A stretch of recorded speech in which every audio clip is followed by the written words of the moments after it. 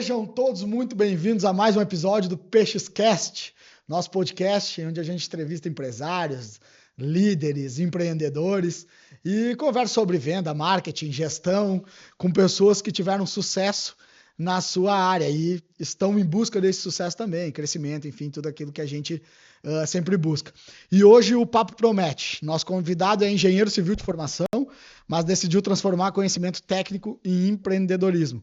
Há 17 anos atua no mercado imobiliário e hoje é proprietário de uma urbanizadora que opera em diferentes segmentos desse mercado. Ao longo da trajetória, percebeu que o maior desafio não era construir empreendimentos, era construir a si mesmo. Hoje acredita que o sucesso é consequência da transformação pessoal, da clareza de propósito e do mérito conquistado através do trabalho. Vamos entender como alguém deixa de ser apenas um engenheiro para se tornar um empresário, como funciona o mercado de urbanização, quais são os bastidores desse setor e quais princípios fizeram essa trajetória acontecer. Seja muito bem-vindo ao PeixesCast, meu grande amigo Cássio Coelho. Ô, Berna, cara, que honra inenarrável estar aqui contigo, amigo de longa data, muitas jornadas juntos. Eu me sinto muito honrado pelo convite, de verdade, ainda mais contigo. É uma responsabilidade muito grande conversar contigo aqui ao vivo. E para honrar muito esse tempo e essa qualidade, prometo contar as glórias, as vitórias e várias derrotas que nos fizeram e nos forjaram até aqui, cara. Obrigado. Massa, obrigado por aceitar o convite, cara. Sei que a vida é corrida e que não é assim simplesmente parar no meio durante a semana e parar para bater um papo com uns microfones, uns fones no ouvido. Mas também é importante para a gente ajudar o maior número de pessoas. Acredito que é um dos propósitos que a gente tem. E vamos fazer dessa uma hora aí valer bastante a pena. Obrigadão e obrigado pelas palavras, tá? Cara, começo sempre com um clichêzão total. Cara, me fala um pouco de ti. Quem tu é? Não que eu não te conheça, mas a galera, alguns não devem te conhecer. É fácil assim, né? Eu sou um cara muito simples, eu sou um homem, pai de família, e que talvez, assim, para sintetizar, assim, eu honro o que meus pais fizeram por mim, Massa.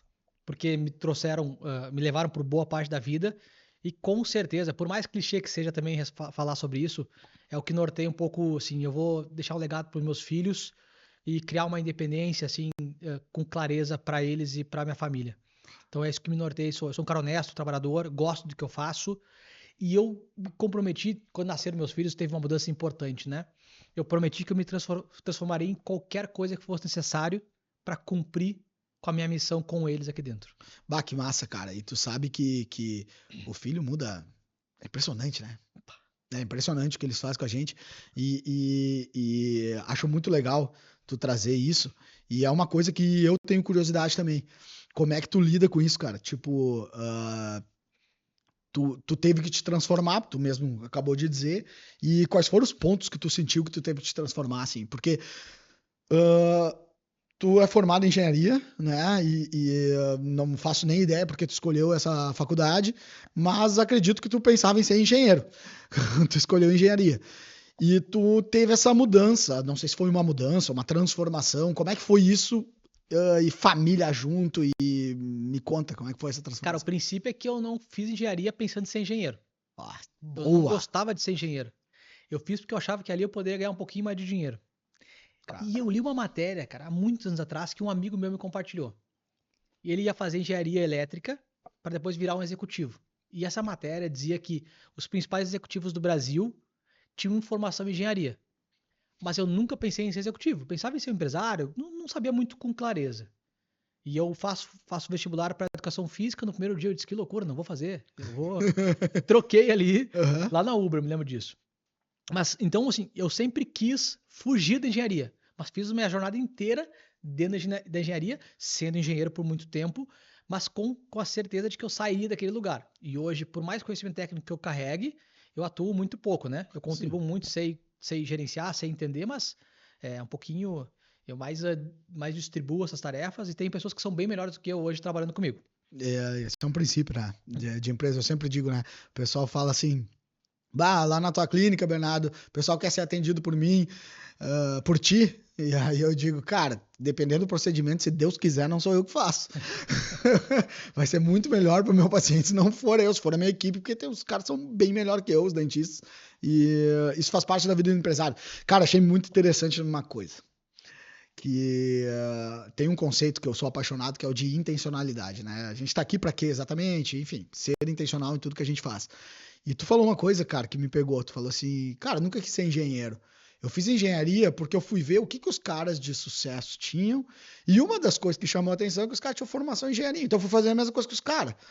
E isso é. Eu penso muito assim, concordo muito com isso. Ah, tu trabalhou como engenheiro técnico por um bom tempo.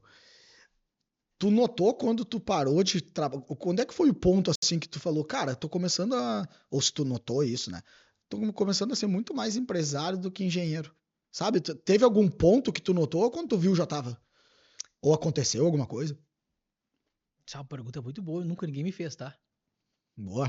Qual Tô que é o ficando momento bom, de. hein, Juninho? Não. Qual é o ponto de inflexão, tipo, entre a Isso. questão técnica e a questão. Uhum.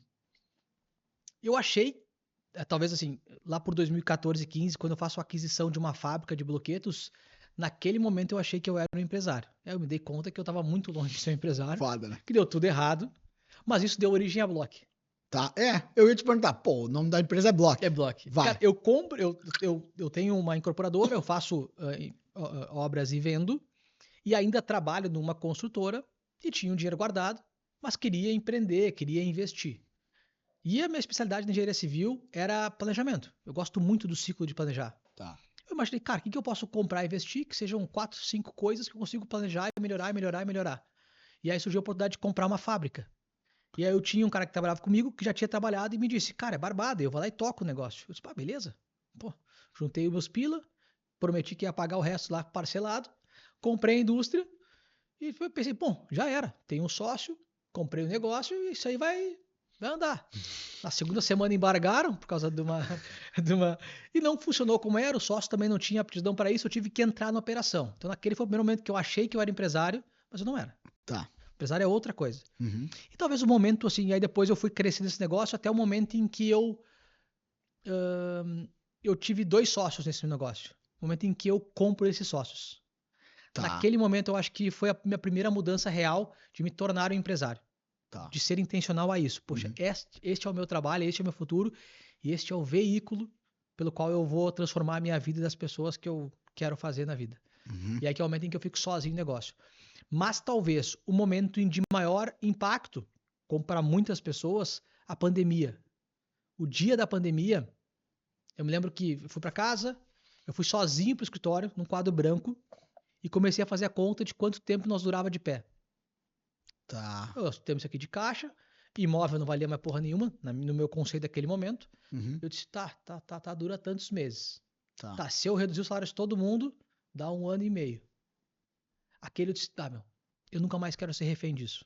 Aquele foi o grande momento, acho que, de inflexão. Eu tô construindo aqui, lembrando, Não, massa, tipo, massa, massa, acho que massa. aquele momento foi, ou eu me torno um empresário de verdade, que Aham. tá pronto para momentos como esse, ou eu vou ser um aventureiro empreendedor. E ali eu acho que eu tenho a mudança de mindset real. Tá, legal. Tu falou que, até para ficar bem claro para nossa audiência, tu falou assim, no momento em que eu comprei uma empresa e aí tive um sócio, eu achei que ali eu tinha me tornado empresário e eu não era um empresário ainda. O que para ti é ser um empresário? Diferente do empreendedor, porque tem muita gente que confunde empreendedor com empresário. Tá com muitas boas perguntas, assim. Depois vai ficar mais leve, vai ficar mais leve. Sabe que a gente tá com energia. Cara, assim, no meu conceito, e aí talvez seja no mapa da minha cabeça, o empresário ele tem a responsabilidade social do que ele produz, ele tem o benefício do que ele faz e ele tem uma responsabilidade com quem jorna com ele. Perfeito. E ele deve ser movido prioritariamente por dados e por decisões que são amparadas, não apenas pelo ímpeto, pela vontade de ser algo. Isso tudo tende a ter uma probabilidade maior de um resultado ser melhor e ser mais longevo. Uhum. Então as decisões elas são tomadas de forma diferente. E aí existem tipos de empresários. No meu jeito que eu entendo, talvez na fase que eu entendo, eu ainda preciso ser um grande agente de transformação de pessoas. Tá. No Uhum. meu negócio, que ele já tem uma envergadura relevante, se eu não tiver muitas pessoas e souber de pessoas e desenvolver essas pessoas, eu não consigo ir para os próximos lugares. Boa. E perceber se, claro, são fases, tipos de empresários, né, e tamanhos de companhias, Mas tem um momento em que tu não pode ser importante para tua empresa. Tu tem que ser importante para dar direção, visão, mas tu não pode ser o grande cara que faz o gol. E tem que saber mudar de lado. Uhum. Saber que esse é o momento em que o teu ciclo encerrou. Então, se eu fosse materializar isso, né? Isso serve tanto para falar do empresário, de uma jornada como empresário, como de vida. É a gente ter a maturidade de encerrar ciclos dos quais a gente se sente bem e sabe que é bom, e começar novos ciclos dos quais a gente não sabe se a gente vai ser tão bom quanto os antigos. Massa. Mas poder fazer isso e largar essa mochila. Porque se eu não me tornar um empresário que entende de pessoas, se eu não abraçar esta causa, eu não vou largar a causa de ser um cara que sabe executar muito bem. Eu Uhum. prendo o meu negócio, prendo a prosperidade do meu negócio nas minhas mãos e não deixo que pessoas boas se desenvolvam e ganhem protagonismo na frente. Talvez seja um pouco de como eu entendo. Não, assim, concordo muito. Tem muito uma questão de ego também, né? Aí, tipo, porra, eu sempre digo que uma das sensações maravilhosas que eu tive, que fazem um bom tempo já, mas é uma situação que eu lembro cara, que massa, foi a primeira vez que teve uma venda na clínica sem eu estar dentro da clínica. Ah, cara, essa sensação foi assim, cara, fizeram todo o processo, velho. O paciente entrou, prospectaram, marcaram, fizeram apresentação, negociação, follow-up, tudo, pum, fizeram a venda. Eu nem tava, eu tava viajando. Falei, aí eu só, doutor, vendemos tanto. Que maravilha. Que a gente se tornar dispensável para o nosso negócio, mas não no sentido de não ser importante. De literalmente ser dispensável, que é o que a palavra diz mesmo, né? Mas deixa eu perguntar, pra ti qual foi o momento? Cara, pra mim o momento que eu senti que eu tava me transformando em empresário de fato foi quando eu comecei a tomar decisões hum, ah, baseado no puramente é meio forte de falar, mas baseado majoritariamente em dados, em números. Porque eu sempre fui um cara, eu vejo um empreendedor como um rompedor. Então o empreendedor é aquele cara, né, que vou abrir uma lojinha aqui, vambora e vai dar certo, que eu vou comprar por 5, vou vender por 10, e eu sou bem louco e vambora. E a gente tem que ter um pouco disso sempre, né? Não podemos matar isso dentro da gente. Eu acho que penso que boa parte dos empresários, talvez a esmagadora maioria, tenha o espírito empreendedor e tem que ter, né? Uh, e eu sempre fui um cara que tomei muita decisão na minha trajetória no feeling. Sempre foi isso aqui vai dar certo, porque eu acho que vai. E aí eu tava sempre, uou, deu certo, ou uou, deu errado, e quando dava errado eu me matava para fazer dar certo. Quando eu comecei a sentar, olhar dados de funil de conversão, né? Conversão de funil, e em que eu separei que eu tenho funis e tenho, eu falo para as gurias que eu tenho os mini funis dentro do funil, e comecei a ver que, pô, cara, o meu problema aqui, aí na parte comercial, né, falando, pô, meu problema aqui no meu setor comercial tá na parte da negociação, e aí a pergunta foi, por quê? E aí, por quê? O número é esse? Aí eu falei, agora eu comecei a me tornar um empresário. Foi quando eu comecei a tomar as decisões com base em dados. A resposta em uma frase é essa. Mas tu sempre quis isso? Cara, não. Mas assim, ó, Cássio, eu sempre quis isso. Quer dizer, eu nunca quis isso. Eu não queria isso até saber que isso existia. Eu só não queria porque eu não sabia que existia. Entendi. Porque como eu sou filho de dentista, e tu sabe, conhece meu pai, figuraça. Então, um personagem, uma caricatura. É. Então, assim, fui criado pelo meu pai. Então, meu pai, dentista, o que ele dizia? Cara, tu tem que atender, porque tu vai atender, o cara vai te pagar, e com esse dinheiro, tu vai ali no campo e joga um futebol. É gênio. Entendeu? Funciona, né? Uma vida boa. Pô, me criou meu irmão, pô. Entendeu? A gente sempre estudou em colégio bom, enfim, dá tudo certo, velho. Então, eu enxergava isso. Então, a vida pra mim foi isso. E aí, o que mudou muito, cara, foi na pandemia. Por isso que eu ri quando falou. Que aí foi quando eu fui ver este outro lado. Que aí fiquei com o celular na mão. E aí comecei a ver, cara, porra, velho, tô fazendo... Não é que tô fazendo tudo errado, mas é que o que eu tô fazendo tem uma limitação. E aí, enfim, comecei a enxergar. Cara, tu falou uma coisa que eu achei muito massa. Quando eu te pedi coisas ali no WhatsApp, quando a gente conversou no nosso famoso pré-cast aqui, que todo mundo já sabe que a gente tem, tu falou, cara, que tu te transformou. Tu falou assim, somos um produto da nossa própria transformação. O que tu, Cássio, que a gente se conhece há bastante tempo, que eu te conheço muito daquela época. Nós jogava bola, dava show.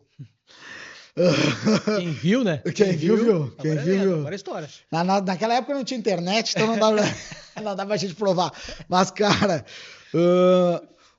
o que que tu te transformou? Entendeu? O que tu mudou nessa transformação? Porque tu não é mais o mesmo cara e espero que daqui a 5 anos também não seja o mesmo cara que tá aqui hoje. O que tu mudou? Qual foi a tua... De novo, essa pergunta nunca ninguém me fez, tá? Isso aqui é uma terapia, vou fazer Não, tá psicologia. Bom, Tá ficando bom, tá ficando bom. Assim, essencialmente, é o mesmo cara que tá aqui atrás. Com um nível de clareza sobre o porquê minha passagem na vida tem serviço. Em um bom tempo da vida, as pessoas às vezes têm um controle externo e controle interno. E, prioritariamente, a gente ou foge da dor ou vai em direção ao prazer. E aí, talvez o Cássio, de antigamente para cá, a vida tá bem mais leve. Obviamente, eu tenho muito mais responsabilidade. Mas hoje eu tô muito mais em paz comigo. Entendi. E eu tenho clareza a quem eu sirvo, né? Uhum. Quem são as pessoas que eu devo realmente cuidar e servir. E quando a gente é do futebol, da resenha, assim, essa identidade que eu tinha na época de jogar bem, de fazer, às vezes a gente mais é orientado pelos outros do que por a si mesmo. E às vezes a gente esquece de escutar mesmo a si mesmo, sentir a paz aqui no coração para fazer alguma coisa. E talvez essa seja uma grande mudança de quem eu me tornei, assim. Eu tenho muito mais clareza, tenho muito mais paz quando eu boto a cabeça no travesseiro, porque eu sei que eu tô fazendo o que eu gosto de fazer, sei que as coisas que eu faço, a minha empresa, ela é um veículo para me levar do ponto A ao ponto B, ela serve a mim. Ela serve ao meu tempo e serve à minha família e serve, eu acredito em Deus, então serve a Deus. Ela não tem outro fim. Ela não é uma extensão de quem eu sou.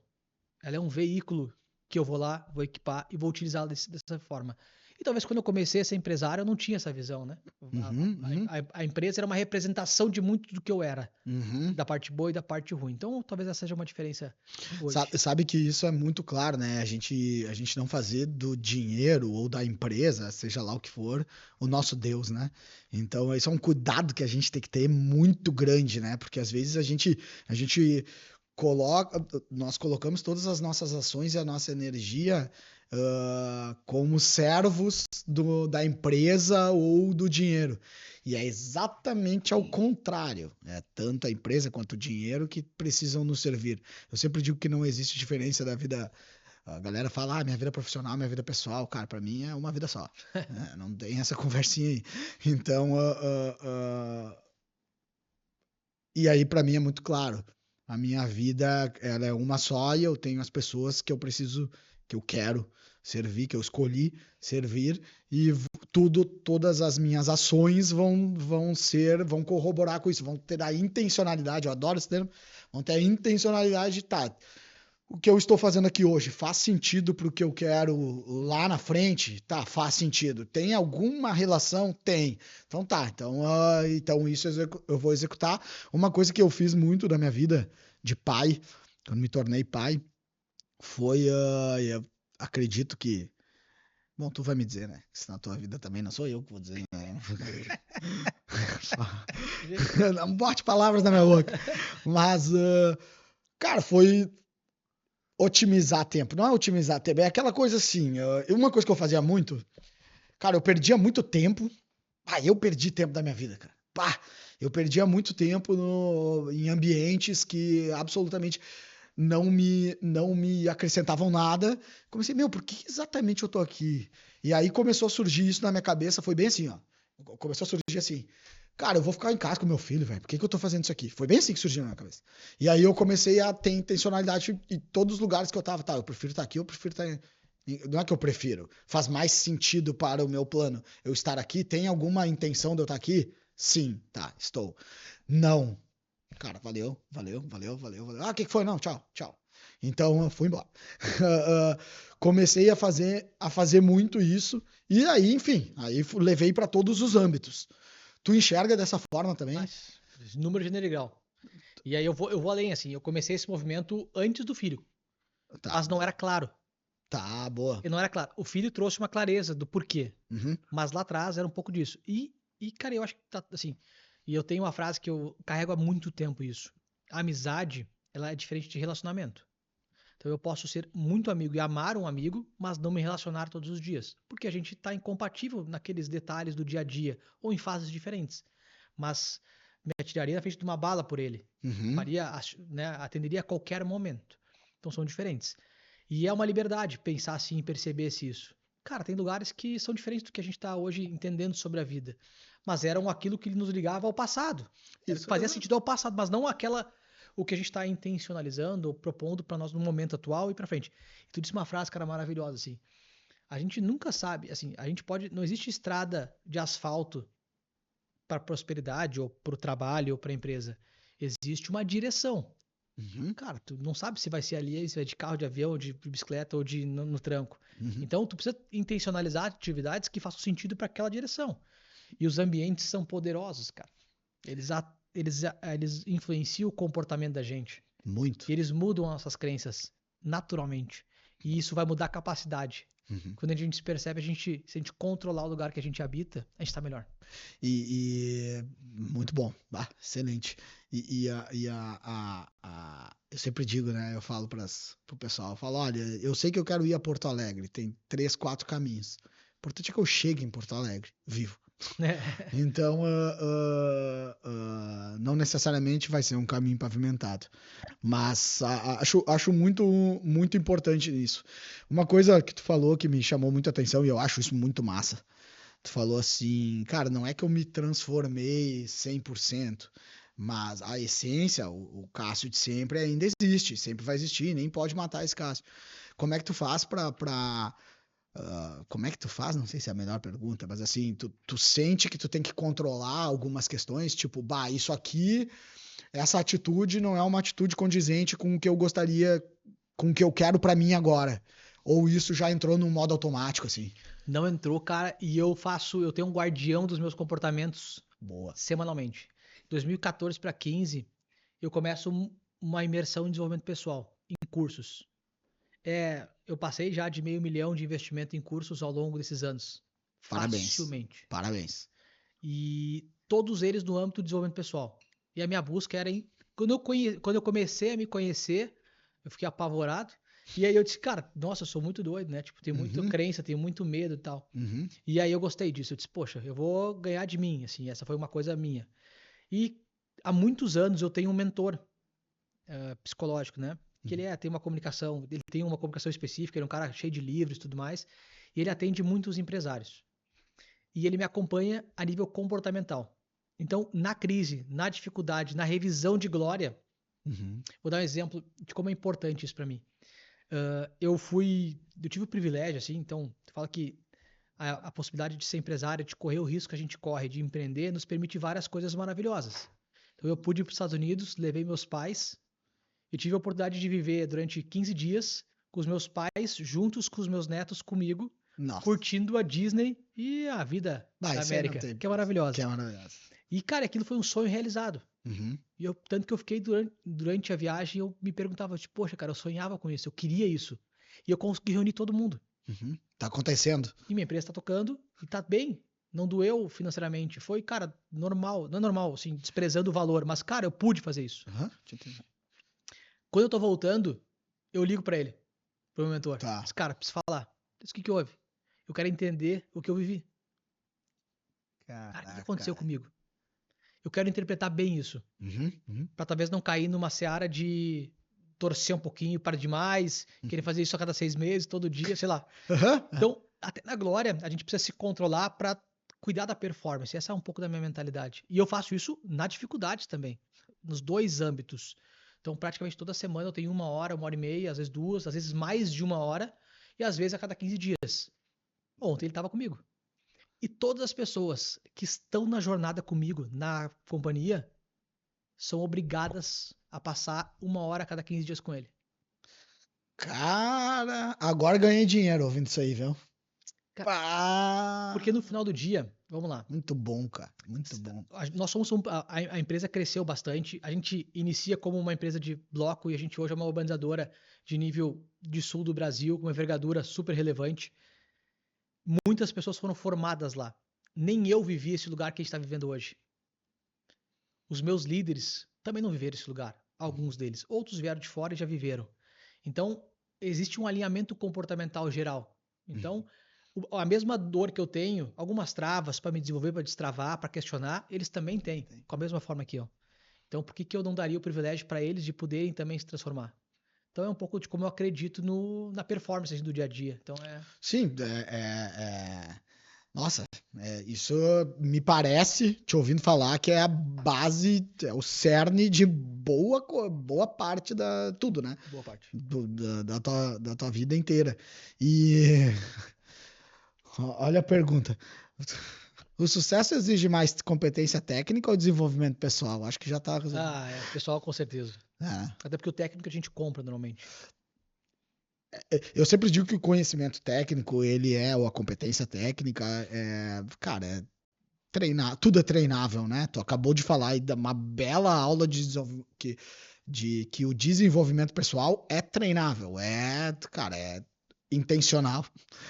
Com intencionalidade, tu conseguiu, sim, várias formas se desenvolver em vários âmbitos da tua vida pessoal. E isso vai refletir na tua empresa, enfim, na tua profissão. Tu falou uma coisa, cara, tu falou que a tua empresa hoje é a Block, né? Que já tá com uma robustez do sul do Brasil. E, cara, agora é uma pergunta de dentista pra ti, pra urbanizador. O que é uma urbanizadora? Como funciona? Me fala da tua empresa. O que vocês fazem? O que vocês vendem? Não sei se tu gosta de vender. O que vocês vendem, o que vocês entregam, velho. Eu quero ser teu cliente. Como é que faz? Da onde? Legal. Cara, a gente, até ano passado, a gente era incorporadora e urbanizadora. Tá. Justamente quando eu falo que a gente é produto de transformação, porque justamente dá tom àquilo que a gente foi se transformando e ficando mais especialista. Tá. E ficando muito bom em alguma coisa específica, que tem mais fit com o que a gente gosta, como a gente gosta, e mais fit com o que a gente acredita do mercado imobiliário. Mas incorporadora é quem faz lá, que utiliza a lei, que faz prédios e vende. Urbanizadora é quem faz lote e vende. Entendi. Nós somos essas duas coisas há muitos anos, durante os 10 anos, e nós ainda temos incorporações. Mas o nosso maior produto, nosso maior volume de empreendimentos é na urbanização, que a gente chama, que é condomínio fechado de lotes, que é loteamentos de vários tipos de classes, né, que a gente chama de perfis. Então nós somos uma urbanizadora. A gente pega uma área, desenvolve uma área, cria uma demanda, desenvolve o projeto, vende, executa, entrega. Massa. E a família é feliz. Massa. E hoje são quantas pessoas? Nós temos 30 pessoas no escritório. Tá. E nós temos hoje, simultaneamente, em execução e vendas, 7 empreendimentos. Muito difícil manter cultura? Cara, é difícil, mas 2020 eu fiz um negócio, cara. Tem coisas que aconteceram naquele ano para mim que foram interessantes. Eu comecei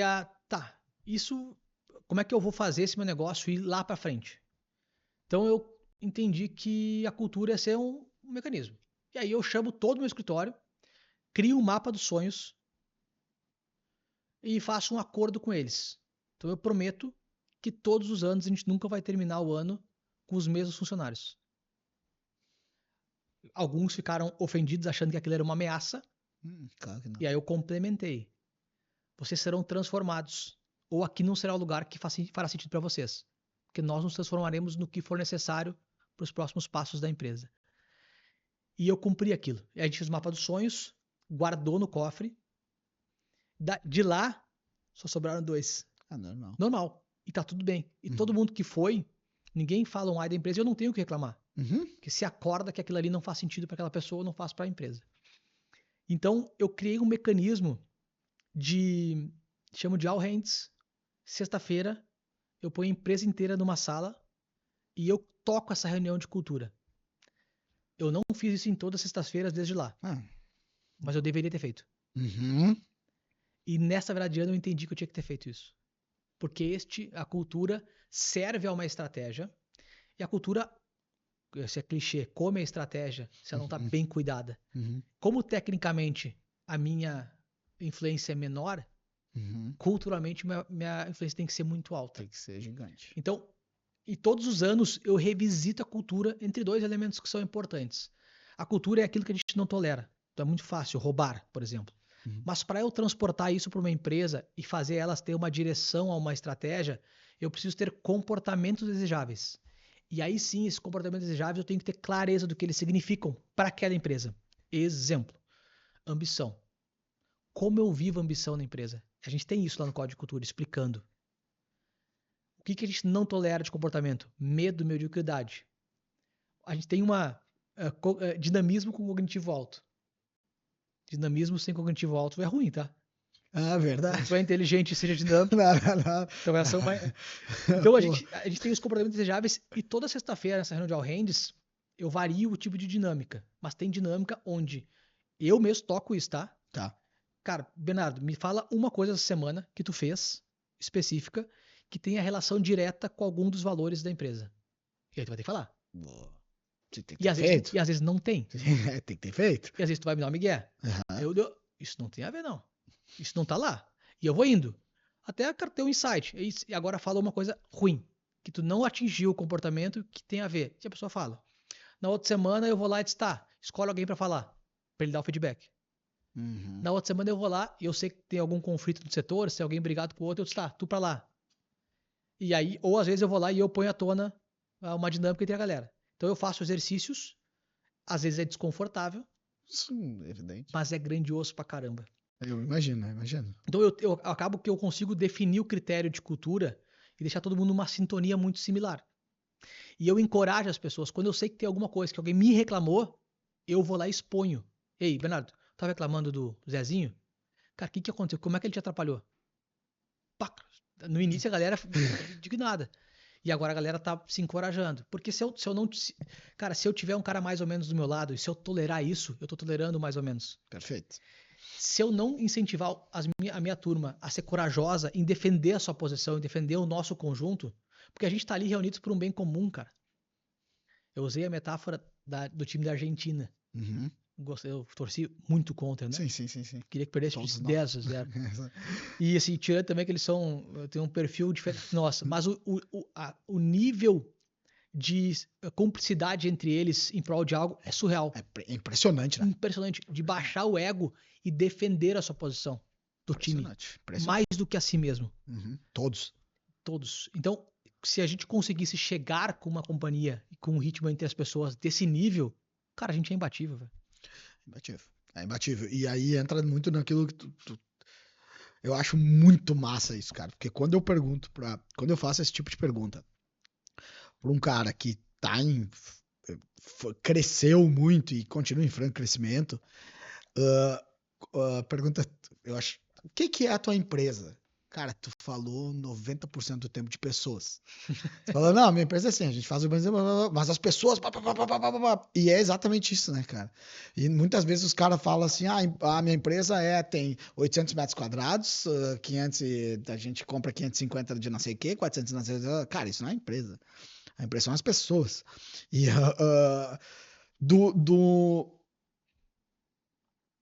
tu faz ideia, assim, de quanto tempo tu levou para sair do que tu considera zero para chegar onde tu tá agora?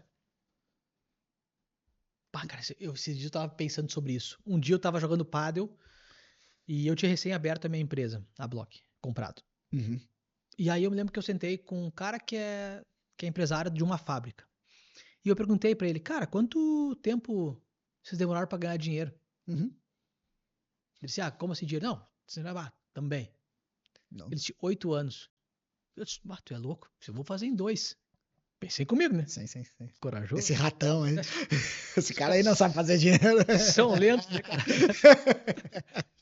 Mas esses dias eu tava pensando, cara, se eu olhar, quando eu comecei a virar um pouco a chave do meu negócio, criar uma independência, ter uma envergadura, rapaz, 7, 8 anos. Legal, massa. Eu também. É isso aí. Quando eu comecei assim, cara, agora eu tenho que tomar uma providência, porque senão tudo aquilo que eu sempre quis, daqui a pouquinho tô com 40 anos e não vou ter. Entendeu? Que legal. Eu te perguntei isso, imaginei que fosse mais de 5 anos.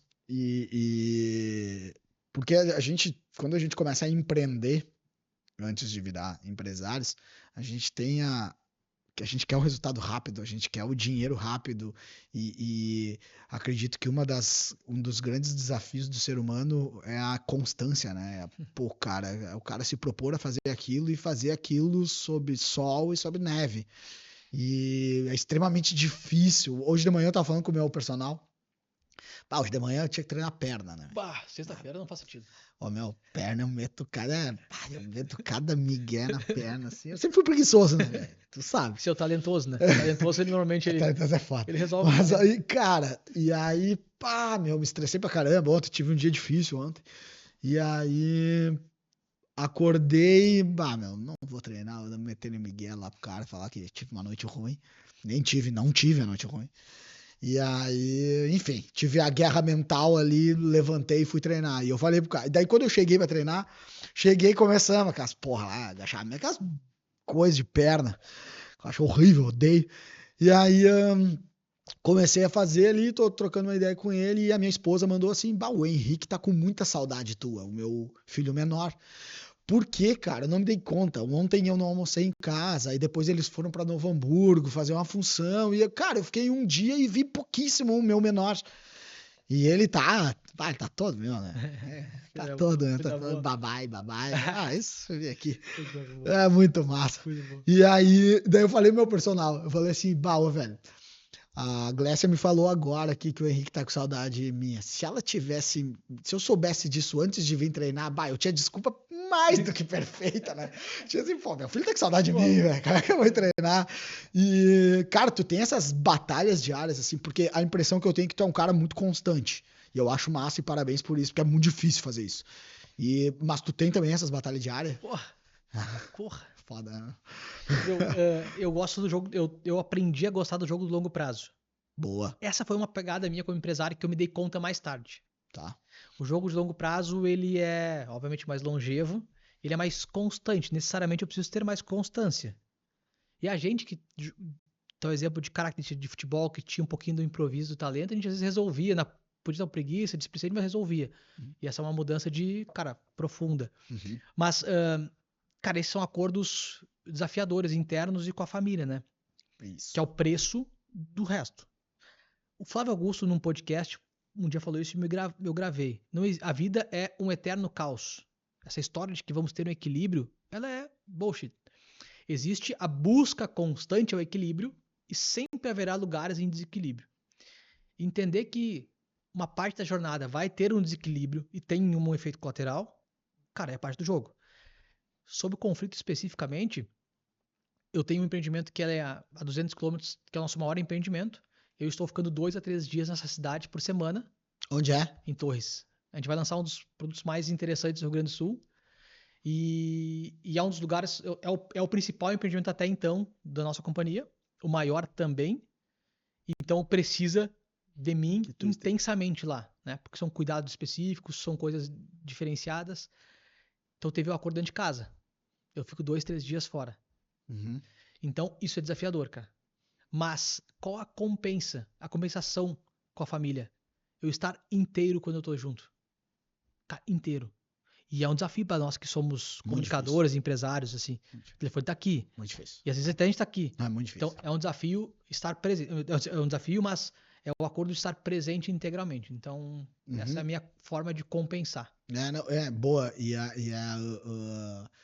Eu tive que começar a fazer, cara, eu tive que começar a chegar em casa bem prático, assim. Cara, eu comecei a chegar em casa e pegar meu celular, levar no meu quarto, segundo andar.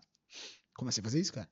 Aí porque eu consigo, sempre não, é aquela coisa, eu sempre faço, a minha constância é essa, a minha constância é chegar em casa entre 18h30 e 19 horas eu consigo estar, na esmagadora maioria dos dias. Então, para ficar didático, o que eu faço, 19 horas entro em casa, né, e aí largo meu celular lá, e pego ele 2 horas depois. Legal. Eu pego ele com o intuito de não mexer nele. Com aquela coisa, não, eu vou pegar, mas não é pra mexer. Mas beleza, aquela coisa, se alguém precisar me ligar, entendeu? Mas eu tive que fazer isso, cara, porque eu tava com a família sem estar com a família, porque o cara tá com o celular na mão e quando... Enfim, aquela guerra... Eu acho muito interessante, porque é sempre uma guerra. É sempre uma guerra mental, assim, uma guerra interna, que o cara tá sempre, putz, eu quero aquilo, e aí eu preciso ser intencional o tempo inteiro. E quando a gente tá servindo a dois senhores, a gente não serve a nenhum, então, né? Então a gente tem que cuidar muito isso, né? E como é que entra, assim, tipo, a tua esposa? Ela tá junto? Ah, cara, muito, muito. Não, se não tivesse, não teria jornada. Elas são demais, né? São demais, Por isso que assim. eu tô te perguntando. Inclusive, quando tu tava falando, eu me lembrei que ela é minha policial, né? Vai me dar uns... Ô, Boa, é isso larga aí. aí. É isso aí, meu. Cara, A então... minha faz igual. Não, ela é muito especial, assim, né? Massa, massa. E os acordos dentro de casa são importantes, assim, né? Porque a decisão do empreendimento, a decisão de estar fora mais tempo, a decisão de, em alguns momentos, desequilibrar. Cara, eu tenho... Esse ano, eu tranquilamente trabalhei em 90% dos domingos. Uhum. E desses 90%, uns 50% eu trabalhei de manhã e de tarde. Uhum. Uhum. Cara, isso me dói. Mas eu Exato. entendo que tem coisas que são importantes. Se minha mulher sabe disso, a gente entra em acordo. Às vezes ela me chacoalha, eu desligo, Quando tá demais. a galera dorme e eu vou trabalhar. Então, tranquilamente, eu fiz muitas noites até 1, 2, 3 da manhã trabalhando. Porque eu tinha projetos importantes, coisas que dependiam de mim que eu tava fazendo. Se não fosse ela, eu não tinha nenhuma mínima força de poder chegar onde a gente tá chegando. E é por ela, cara. No final do dia, assim, a gente entrega amor pros filhos, mas quem entrega de verdade é a mãe, quem cuida disso. Meu, eu sempre falo que a pessoa mais importante da minha vida, a pessoa mais importante da vida é a pessoa com quem a gente casa. É. Falei isso, fiz um workshop lá em Rolante. Foram 50 pessoas a Rolante. Cara, isso é uma coisa interessante. Foi 50 pessoas a Rolante, nenhum rolantense. Cara, isso é normal. Né? E foi muito legal, cara. E eu coloquei lá. A pessoa mais importante da tua vida é a pessoa que tu casa. E aí eu tive um amigo distante, assim, distante, que mora longe, que falou assim, bah, assim tu me quebra. Mas cara, mas é que é a real. E é real, é a real. E aí entra naquele assunto que a gente tava falando antes, dos ambientes, né? Então hoje eu já não me encaixo num ambiente que, daí tu me quebra, porque daí a mulher. Não tem problema, cada um pensa o que quiser. Mas eu já não me encaixo mais nesse tipo de ambiente. E eu acho legal, eu perguntei isso da esposa, porque eu acho legal a gente falar isso, porque a gente não consegue absolutamente nada se não tiver a concessão, se não tiver o combinado. O Caio. Depois eu descobri que quem falou isso foi o Flávio. E aí o Caio só copiou do Flávio. Que ele falou assim, cara, se tu não conseguir vender o teu sonho pra tua esposa, tu vai vender pra quem, velho? Cara, tu não conseguiu vender pra mulher que tá ali, que quer muito que dê certo, que quer que os filhos, que dê tudo certo.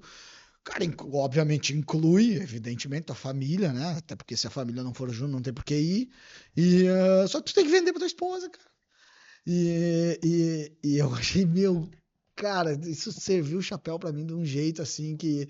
E aí, depois eu descobri que é o Flávio que fala isso, e que o Flávio diz que, pô, justamente tu só vai conseguir vender pra tua esposa se ela vê, me interpretem bem, se ela vê uma vantagem nisso. Entende? Então, se ela vê sentido pra ela, cara, isso é bom pra mim, bom pros meus filhos, bom pro meu marido, é bom pra nós todos, então eu vou. E isso é uma venda. E eu sempre digo que a venda é conexão. A venda, se eu vou te vender uma coisa, tem que ser bom pra nós dois. Sim. Não pode ser bom só pra mim, nem Não, só. mas quem vence se tu vencer? É isso. É isso aí. É isso aí. E eu vou dizer assim, no final do dia, pô, a gente que tá. Eu acredito nisso, né? Tipo, o meu papel liderando a minha família. é por eles, cara. Então, muito mais do que vendido, tá sentido o porquê das coisas. E não existe, cara, na minha concepção, hipótese de a vida não ser sobre prosperar, desfrutar e transbordar. Boa. Cara, se essa jornada não for desfrutada, do que ela valeu, cara? Do que valeu ela? Se eu não puder aproveitar ela com a minha família, no meu trabalho, no ambiente que eu tô, do que serviu ela? E se a gente tem a possibilidade, a oportunidade de sermos, aqui nessa vida, nesse momento, tão privilegiados em conseguir ter essa força de fazer isso, por que não transbordar para que outras pessoas também possam fazer? Cara, pra mim isso é muito óbvio, assim, pra mim, como eu sinto, tá? Então, muito claro. muito claro nesse movimento, assim, então... Não, boa. E assim, cara, a gente a gente se sente merecedor de coisas, né? E a gente sabe, cara, que eu falo por mim, assim, que eu preciso ter méritos para conquistar as coisas que eu quero conquistar, né? E tu te sente um cara merecedor do lugar que tu quer chegar? Cara, tu tá bom, né, em perguntas, né? Tô ficando bom, cara. O Juninho falou antes, já é o 13º episódio, se eu não me engano. Tô ficando bom. 12 mais 1. Cara, deu errado isso. 12 mais 1. Não. 12 mais 1. Deu. Cara, eu assim, hoje sim. Boa. Mas isso não faz muito tempo. Tá boa. E aí o meu Marcos, né, que é o cara que me acompanha, me ajudou a perceber isso, né? Porque... Cara, desculpa, eu te interromper. Tu pode falar o nome da pessoa que te ajuda, do teu mentor? Marcos Brasil. Tá, beleza. Pra ajudar. Não, cara, O eu pessoal saber quem é o recomendo cara, é isso. Pra todas as pessoas que eu adoro, eu recomendo ele. É isso. E digo assim, cara, vai, mas se permite. Porque isso tu tem que ter vontade de fazer. Com certeza, não é ele. Ele não é um mágico. guruzão. Não. Não. Perfeito, ótimo. Não, se tu não falar a verdade pra ele e não te entregar, o cara não faz porra nenhuma. Não tem como, né? Então, cara, eu não me sentia assim. E eu sentia um conflito interno. E eu fui entendendo sobre isso. E hoje, plenamente, eu me sinto. Boa. E se tu me perguntar, cara, aonde eu paro? Eu não sei se eu paro. Era a próxima pergunta. Não sei se eu paro. Não sei. Talvez eu vou mudar um pouquinho o sonho, mas eu tenho na minha cabeça como eu sintetizo em palavras o meu propósito aqui. Tá. Às vezes pode parecer um pouco clichê, mas é como eu sintetizei o que eu sinto e que eu vivo. É salvar minha família. Tá, massa. E ter liberdade. E não ser refém de ninguém e de nada. Eu tenho uma situação de família que eu não compartilho ao vivo com o meu filho mais novo e eu preciso ter disponível e poder entregar qualquer coisa que o mundo tenha disponível para ele. Então, para mim, essa é a síntese. Então, aonde isso vai parar, no movimento que eu estou fazendo, eu não sei. Mas que eu vou fazer com a melhor possibilidade, com a maior força, eu vou fazer. Então, um pouco de como eu vivo, assim. Não, massa. E a gente se sentir merecedor é extremamente importante. Não é fácil. É uma transformação interna, uma transformação pessoal, porque é difícil, não é fácil, não. E acredito que quando a gente se sente merecedor, a gente faz mais do que é necessário. Né? Muito louco, cara. Porque a minha lógica era o contrário, tá? Eu acho até meio contraintuitivo isso, entendeu? Porque eu achava assim, cara, se eu não me sentir merecedor, aí eu vou fazer para merecer. Não. Não. Cara, eu mereço esse negócio aqui, então, por eu ser merecedor, eu vou ter isso, e fazer isso. A permissão é mental e o resto é ação, cara. São coisas diferentes. Exatamente. Cara, e assim, exatamente, perfeito. Cara, tu teve que renunciar de muita coisa? Várias. É. Mas não me dói. Boa. Não me dói mais porque eu entendo que isso é parte dos novos ciclos. Boa. Talvez tiveram coisas que eu tive que reentender, cara. Vou dar um exemplo sobre a... Pô, a gente já teve muita glória na bola. Mas eu vou falar sobre a relação com o futebol. Pô, eu era bom, eu jogava bem e era uma identidade minha. E a minha relação com o futebol era em ser muito bom. E eu comecei a não ter mais prazer, porque eu passei a não ser mais tão bom. Tá, vamos ficando vendo. E em algum momento eu disse, eu vou parar. Tá. E comecei a parar. E tô prometendo parar há 10 anos. Mas a minha relação com isso mudou. O jeito que isso me serve hoje é diferente. Então eu renunciei à identidade e não ao jogo. Entendi. A identidade que era plugada em mim, que me fazia me comportar, mudou. E as outras renúncias que eu tive, cara, são pro bem, cara. Eu Aham. renunciei de atividades que eu tinha de prazeres, né? De janta, conversa, pra ter mais tempo com o que eu gosto. Então não tá doendo, cara. É isso, eu acho interessante, eu quis entrar nesse assunto contigo, porque como a gente teve muita proximidade por uma época da vida, e é aquela coisa, né, que a gente conversou antes, da gente se dar bem, da gente ser amigo, a gente não se vê, a gente não se fala, tá se falando agora, fazia uns 3 anos que a gente não se falava, mas é aquela coisa, tu continua sendo muito, a gente continua sendo extremamente amigos, mas faz parte, a vida é essa. Só que eu acho muito interessante, cara, porque eu lembro muito de ti naquela época da adolescência ali, no adulto jovem. Não somos mais adultos jovens. E, cara, eu vejo as características da tua essência, que tu sempre foi um cara extremamente corajoso, extremamente esforçado. Cara, talvez um dos caras que menos aceita perder. Bah, eu lembro perfeitamente. Tipo, bah, não tinha possibilidade de nós perder. Entendeu? Ou perde ou morre. Ou ganha ou morre, perdão. Isso foi aquilo que tu falou, cara, eu me transformei, mas eu não matei aquilo. E não tem como matar, e nem deve matar. Uma vez um meu psicólogo me falou assim, eu falei pra ele, bah, eu preciso matar a raiva que eu tenho em mim. Porque eu tenho uma raiva latente em mim, velho, que é punk. Eu falei, cara, eu tenho que matar essa raiva que eu tenho em mim. E ele disse, Bernardo, não. Tu não tem que matar a raiva. Tu tem que saber exatamente o momento que tu tem que deixar a raiva sair. Porque é essa raiva que faz tu sair do lugar, no meu caso. E, cara, e hoje eu continuo tendo aquela raiva. Só que essa semana foi... Cara, essa semana eu passei por isso.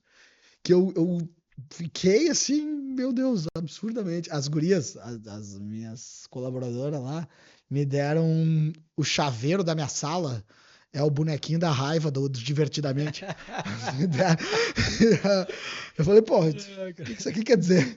Mas, e aí obviamente, a pessoa que é assim, pô, explode em momentos que não pode explodir, né? O Marcos Marques, ele era um cara assim, né? Eu já ouvi ele falando muitas vezes. E, cara, essa semana eu tive o pleno controle. Eu falei, meu, aqui eu tenho que deixar a raiva vir. Porque aqui eu tenho que tomar uma atitude nisso. Então eu vou ficar putaço e vou tomar essa atitude. E eu enxergo muito isso em ti. Eu tô errado, tô certo. Tá muito certo, muito certo. Cara, tu tá muito bom de. Tu podia ser um psicólogo. Mas no final do dia é tu canalizar pros lugares certos e escolher com quem tu vai competir. Pô, eu sou competitivo em essência. Todos os meus testes de personalidade aparece a competição no talo. Eu sabia, meu?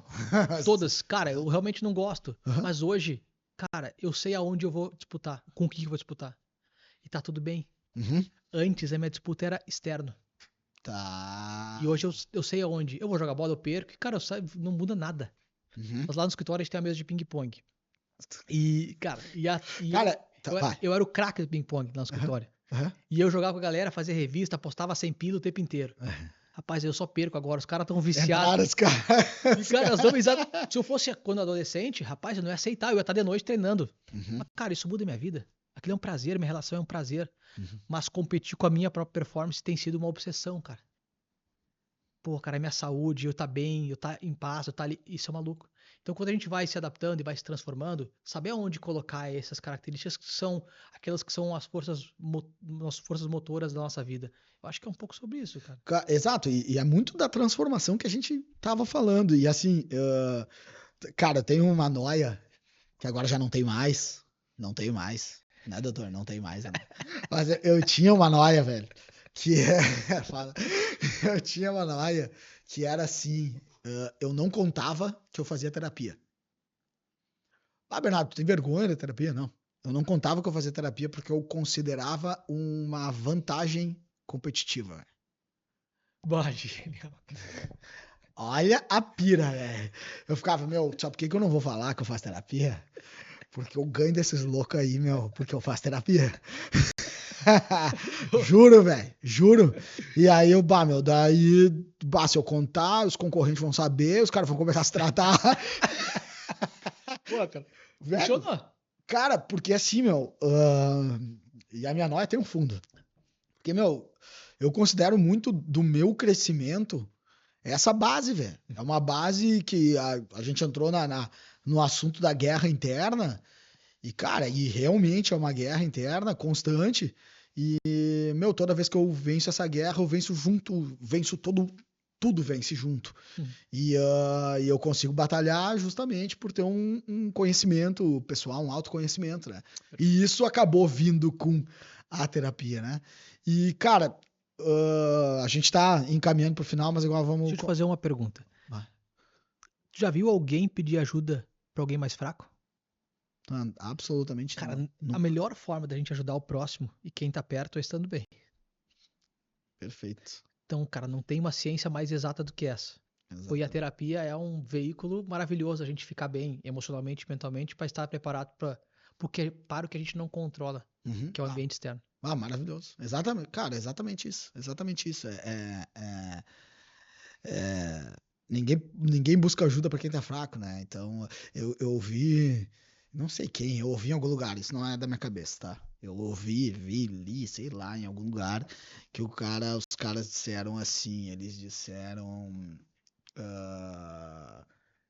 que as pessoas só, é muito fácil, todo mundo diz que é difícil ser amigo na adversidade. E aí essa pessoa falou assim, não, difícil é tu ser amigo, tu ter amigos no sucesso. Por quê? Porque o amigo não é aquele que vai estar contigo quando tu tá mal. Meu amigo, quando tu tá mal, tá todo mundo em volta querendo te abraçar e te beijar porque tu tá mal. É justo. Amigo é aquele que aguenta o teu sucesso. É o cara que tá ali do teu lado, tu começa a despontar e o cara aplaude, não no sentido de plateia, aplaude na felicidade, ele acompanha o teu sucesso, ele vê, ele fala, cara, que massa que esse cara tá conseguindo. Cássio, que massa tá conseguindo. Cara, vou te dar uma dica, tu vai ganhar mais ainda, tá? Faz isso aqui, isso aqui, isso aqui. Esse é o amigo que suporta ver, cara, esse cara tá maior que eu, tá crescendo, tá melhor que eu. Que massa, meu, eu vou ajudar ele a ficar melhor ainda. Ao contrário do amigo da desgraça. Porque, cara, depois que eu vi isso, eu falei, meu, cara, é isso mesmo, velho. Porque é muito fácil o cara tá ferrado ali, tá mal, é muito fácil o amigo chegar e falar, bah, mas tu tá mal, né? Bah, que pena que tu tá mal, eu tô bem pra cacete. Entendeu? Tu concorda com isso? Não, meu, nunca tinha escutado isso e nunca fez tanto sentido. É uma ciência exata da vida. Cara, é muito isso. E infelizmente não saiu da minha cabeça. E eu não tô lembrando de onde eu li isso, senão eu daria o crédito com certeza absoluta, tá? Se eu lembrasse disso. Cara, engenheiro há 17 anos, né? Pra gente caminhar pro encerramento. Cara, hoje pra mim tu é um cara, sempre foi um cara espetacular, mas hoje pra mim tu é um cara pronto, não sei se é a palavra, porque a gente nunca tá pronto, mas é a legítima pessoa que eu gostaria de ter por perto, muito plenamente. frequentemente, assim, porque sei que a gente tem muita troca pra ter. E, cara, se tu tivesse a oportunidade, se entrasse agora aqui, não vou falar a tua idade, mas 17 anos atrás, entrasse o Cássio aqui de 17 anos atrás, 20 anos atrás, e tu pudesse falar alguma coisa pra ele, seja pra dar velocidade, seja pra tu chegar onde eu tô, ao invés de levar 17 anos, que antes a gente falou do tempo, 8 anos, 9. Foda. É isso aí, cara. O cara não começou ontem, entendeu? A gente não começou ontem. Então, tipo, cara, olha só, meu, Cassinho, daqui 17 anos, tu vai demorar, se tu fizer exatamente o que tu fez, tu vai levar 17 anos. Mas se tu souber disso aqui, talvez tu leve só 12, só 13. O que tu falaria? Ou se for difícil, uma frase, porque não tem necessidade de ser uma frase, alguma habilidade. Qual é a habilidade que tu pode botar na cabeça do Cássio de 17 anos atrás? Cara, 17 anos, eu acho que o melhor movimento que eu fiz foi fazer o desenvolvimento pessoal e me conhecer. Tá, boa. Mas o recado que eu daria para o Cássio, que é um pouquinho antes disso, seria para ele ter coragem de se tornar o que for necessário para viver o que ele pode viver. Boa. Que ele merecia estar aqui na vida e prosperar e desfrutar bastante. Boa. Que ele seria alguém que poderia ajudar muitas pessoas na sua própria jornada. Boa. Então, acho que eu teria encorajado mais a viver isso e olhar pra dentro, assim, né? Cara, o que faz bem, o que te deixa em paz, o que te leva pro próximo nível. Pra ver se eu entendi. Encorajar pra ele se entregar pra transformação. Tipo, cara, te transforma mesmo.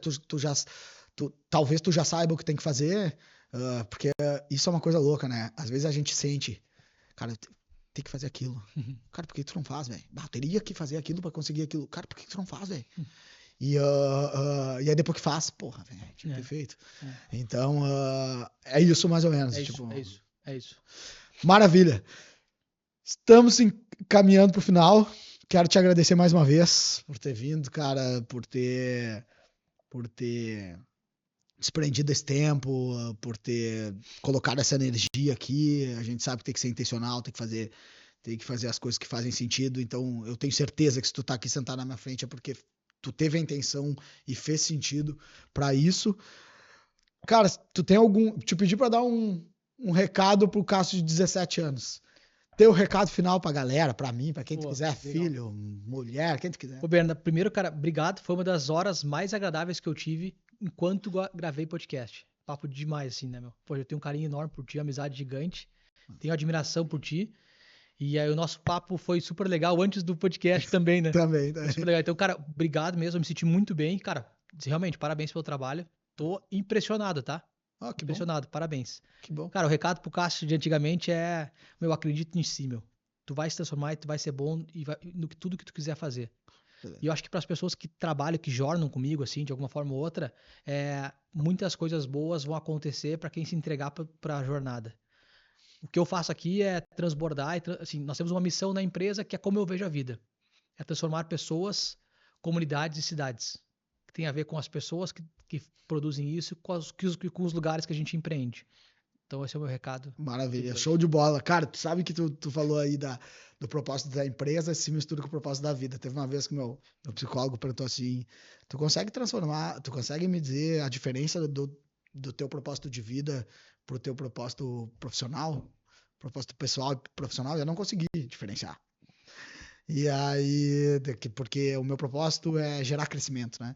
Então, seja para quem está na minha volta, eu quero que cresça. E meu cliente, meu colaborador, meu filho, minha esposa, todo mundo tem que crescer. Vocês aqui que estão comigo, todo mundo, nós temos que crescer. E daí ele falou, cara, quando tu não consegue separar, é porque tu tem um propósito de verdade. Legal. Muito massa e tal. Muito bom. Obrigadão. Gente, esse foi mais um episódio do PeixesCast.